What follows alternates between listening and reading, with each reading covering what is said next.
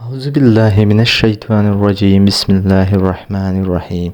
فرعون کی باندی کا واقعہ۔ حضرت محمد صلی اللہ علیہ وآلہ وسلم شب معراج کو بیت المقدس کی طرف جاتے ہوئے مصر کے قریب ایک مقام سے گزرے تو آپ صلی اللہ علیہ وسلم کو نہایت ہی اعلیٰ اور زبردست خوشبو آنے لگی۔ آپ صلی اللہ علیہ وسلم نے حضرت جبرائیل علیہ السلام سے پوچھا کہ یہ خوشبو کیسی ہے؟ جواب ملا کہ یہ فرعون کی بیٹی کی باندی مشتہ اور اس کی اولاد کی قبر سے آ رہی ہیں۔ پھر حضرت جبرائیل علیہ السلام نے اس کا قصہ آپ صلی اللہ علیہ وسلم کو بیان کیا کہ مشتہ فرعون کی بیٹی کی خادمہ تھی اور وہ خفیف طور پر اسلام لا چکی تھی۔ ایک دن فرعون کی لڑکی کے بالوں کو کنگھی کرتے ہوئے اس کے ہاتھ سے اتفاقاً کنگھی گر گئی۔ وہ اٹھانے لگی تو اس کی زبان سے بے ساختہ بسم اللہ نکل گیا۔ اس پر شہزادی نے کہا کہ تو نے آج عجیب کلمہ بولا، رب تو میرا باپ فرعون ہی ہے، تو پھر تم نے یہ کس کا نام لیا ہے؟ خادمہ نے جواب دیا، فرعون رب نہیں ہے بلکہ رب وہ اللہ ہے جو مجھے اور تجھے اور خود فرعون کو روزی دیتا ہے۔ شہزادی نے کہا، اچھا تو میرے باپ کے سوا کسی اور کو اپنا رب مانتی ہے؟ اس نے جواب دیا، ہاں ہاں، میرا اور تیرے باپ سب کا رب اللہ تعالیٰ ہی ہے۔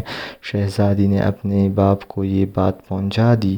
وہ سخت غضبناک ہوا اور اس وقت خادمہ کو دربار بلوایا اور کہا گیا، تو میرے سوا کسی اور کو اپنا رب مانتی ہے؟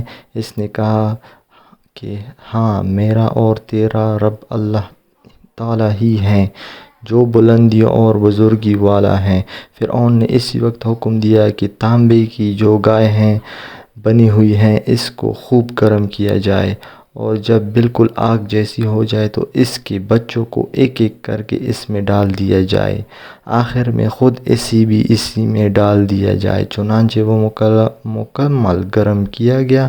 جب آگ جیسی ہو گئی تو فرعون نے حکم دیا کہ اس کے بچے کو ایک ایک کر کے اس میں ڈالنا شروع کرو، اور اس نے کہا، بادشاہ ایک درخواست میری منظور کرو، وہ یہ کہ میری اور میرے ان بچوں کی ہڈیاں ایک ہی جگہ ڈال دینا۔ اس نے کہا، اچھا تیرے کچھ حقوق ہمارے ذمہ ہیں اس لیے یہ منظور ہیں۔ اس کی دونوں بچیاں اس کی آنکھوں کے سامنے اس میں ڈال دی گئی اور وہ فوراً جل کر راکھ ہو گئی۔ سب سے چھوٹی کی باری آئی جو ماں کی چھاتی سے لگی ہوئی دودھ پی رہی تھی۔ فرعون کے سپاہیوں نے اسے گھسیٹا تو اس نیک بندی کی آنکھ تلے اندھیرا چھا گیا۔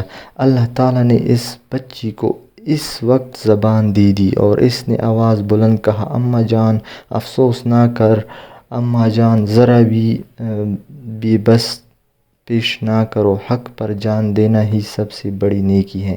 چنانچہ انہیں صبر آ گیا۔ اسباب سے چھوٹی بچی کو بھی آگ میں ڈال دیا گیا اور آخر میں ان کی ماں کو بھی اسی آگ میں جلا کر مار دیا گیا۔ یہ خوشبو کی مہک اس کی جنتی محل سے آ رہی ہے۔ سبحان اللہ۔ اور گائز میرے چینل کو سبسکرائب کریں۔